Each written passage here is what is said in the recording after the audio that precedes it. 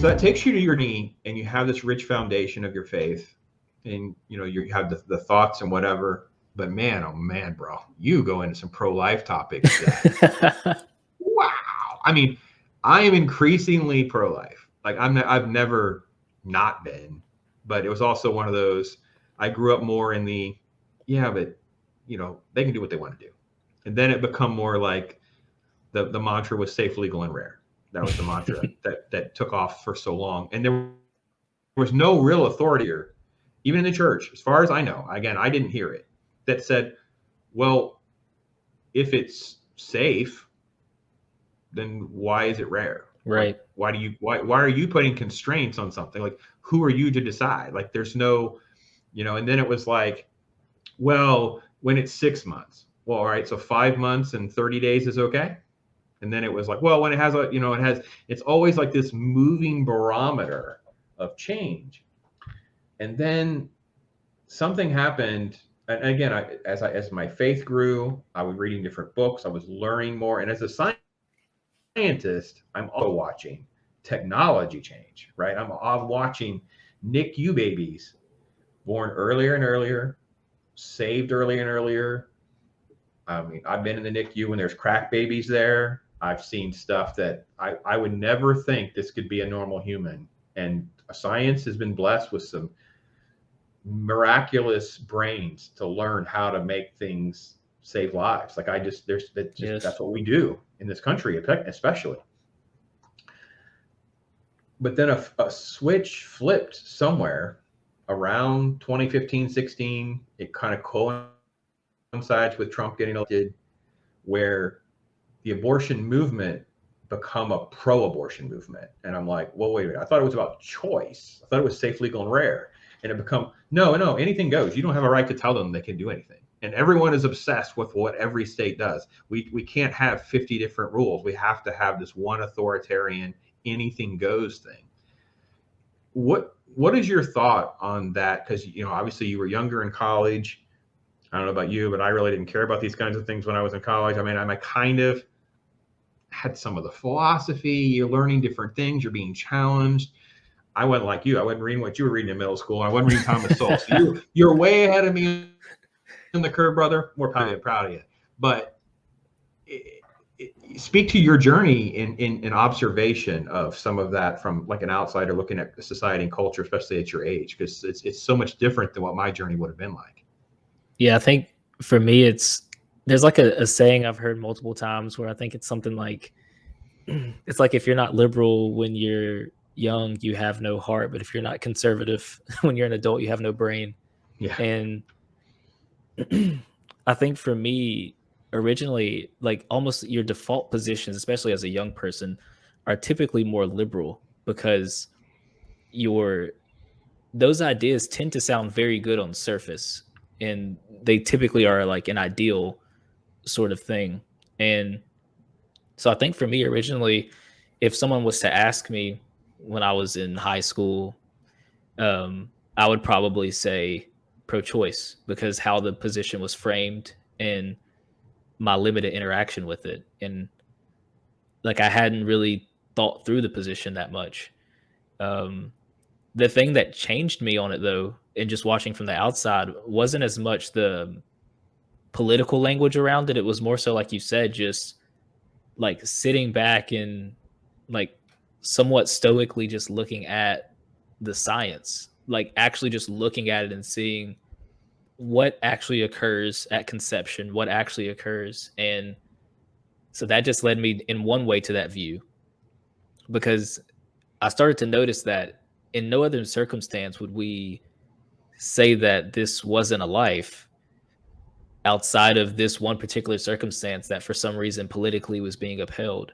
Now, combine that with some of the other things around that time that I was starting to read, like when I learned about Planned Parenthood's origins, when I learned about the connection to eugenics, and then when you look at the statistics of what's happening with abortion, who it is disproportionately impacting, it's always amazing to me the issues that more liberal-minded people will talk about, and they'll talk about disparate impact, but then on other issues, they'll ignore it. And abortion to me is one that, why is it that in major cities, if I'm in the womb as a Black person, I'm more likely to be aborted than I am to be alive? Like that's what when you look at what when you look at Margaret Sanger and what she said she was going to do, like it isn't like this is just some conspiracy. This is they said this, and this Yeah. is the exact same organization.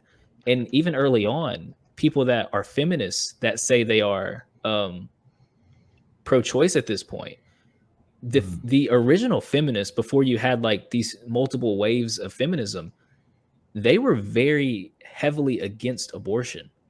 They talked about that as like one of the greatest sins against humanity. They talked about how like they talked about women, that's the ultimate freedom for women, is to be able to have children and control that. But they weren't talking about control it in the way that people have tried to flip it now.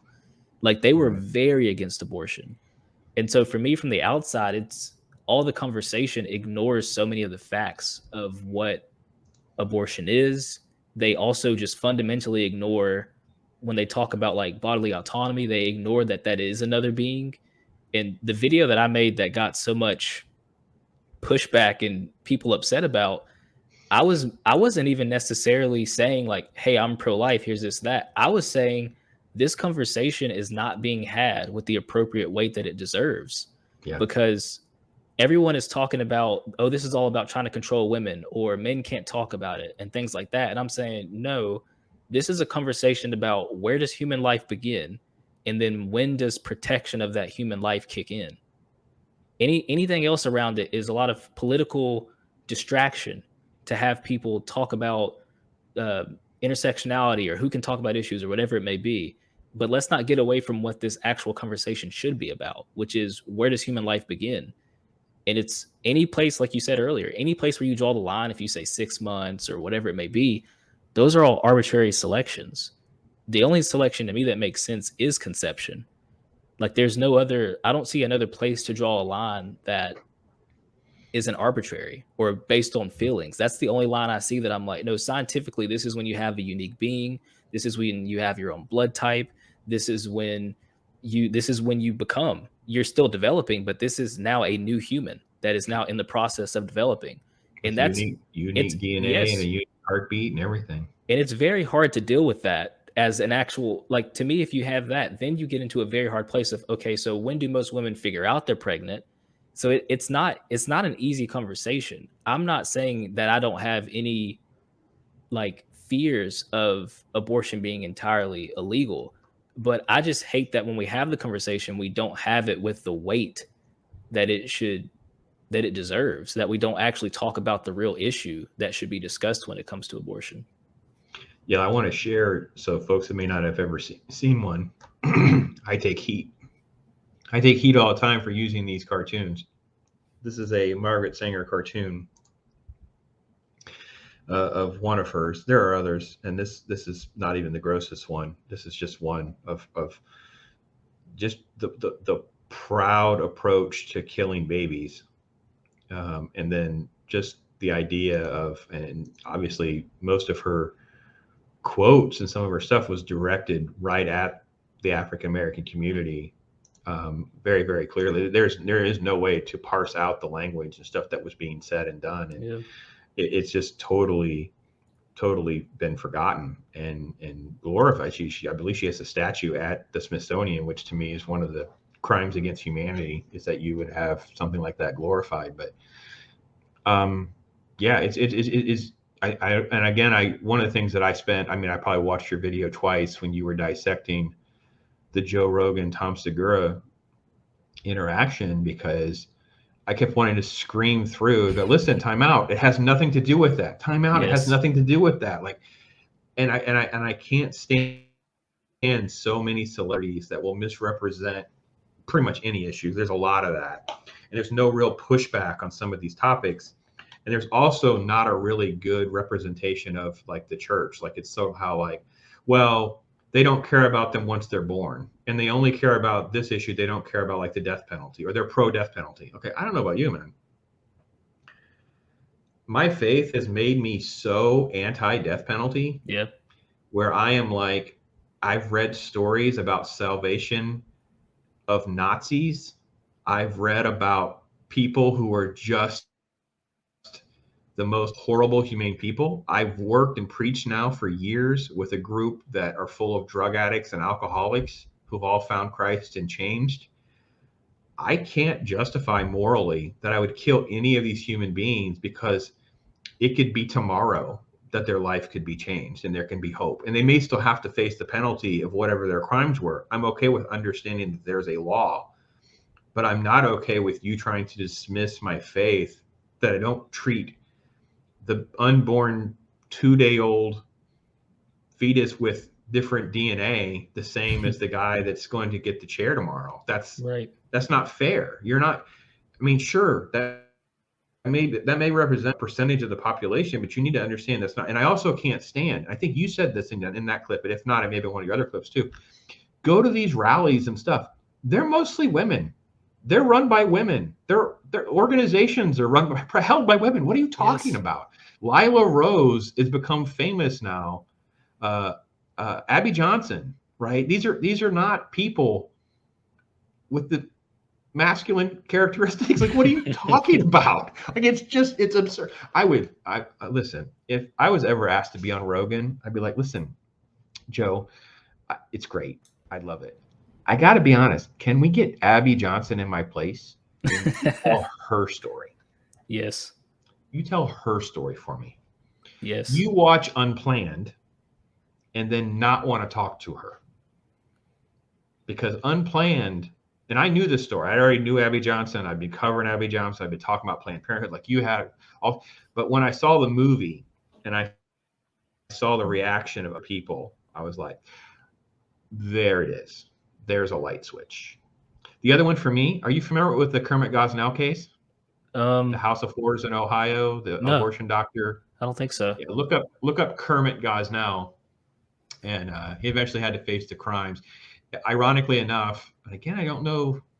I'm so behind on cutting clips out of my videos to know where I'm at on things. Because I did do, or I have notes to do, a little thing on Pittsburgh, University of Pittsburgh, I believe, is still doing research where they're delivering the baby, and then getting the tissue they need, and then putting the baby down, which is essentially exactly what Kermit Gosnell got prosecuted for doing, except that he wasn't selling it to a university for research purposes. So it's like, okay, wait a minute. They're doing what? Yeah. And this just happened. It's all because of the pandemic.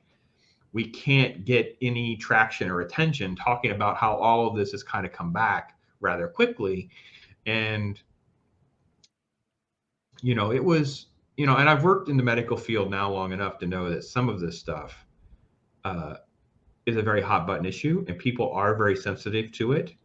And it's not fair to act like all scientists are insensitive to that, because that is not the case. And there are tons of Christians and people. The Islamic community is very sensitive to this. We work with people that are Hindi. They're very sensitive to issues like this. This is not some Christian only thing. I can't stand that why are we the only ones carrying that badge, by the way? Yeah. I think too, it's, to me, it's part of Muslim, Jewish, and oh no, go ahead.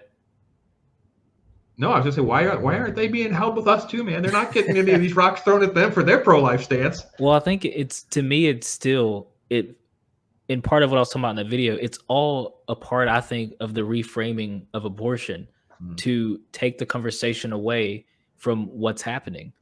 Because when I look at what's happening, and when even if I just, like I said, a lot of people that aren't Christian have very Christian presuppositions in this country, because that's just how the country was built. That's how the country was founded. That's what a lot of our laws and the ideas have that baked into them. So many people have these presuppositions, even if they are not Christian. And so I just think it all serves as, hey, let me distract you from what's actually happening. And anytime someone doesn't want to have the conversation about the root of what's being discussed, and it becomes, well, these are just a bunch of religious zealots, or these are Bible thumpers, or whatever it may be. It's like, well, why don't you contend with what they're saying? Because I can make a non-religious argument that says that abortion is wrong based off the precedent of the other laws that we have that protect life.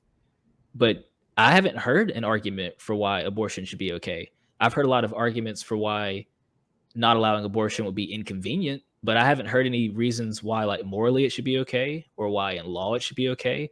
I have trouble in my mind seeing the distinction between an issue like abortion and an issue like slavery, because the arguments look very similar to me for people that are pro-abortion and that are it's not people that are pro-slavery, but the arguments for people that were pro-abortion look very similar to people that were defending slavery. I don't know. It's tough to tell, but I think all of it is essentially that the reframing that happened around this issue has led people to almost having these like predefined responses to anyone that says they don't think abortion is okay, because they'll say, oh, it's a religious argument, or it's Christians, or whatever it is they choose to use, or men can't talk about it. There's never an actual contention around the issue. Like, it's always character attacks or different things. And then I guess as far as like Christianity goes, it seems like it's probably mostly just in this country because that's the majority religion. I think that's why you hear so much of that here versus some of the other religions you mentioned, because fundamentally, I think they also share a respect for human life that isn't put into place with a lot of the like pro-choice positions.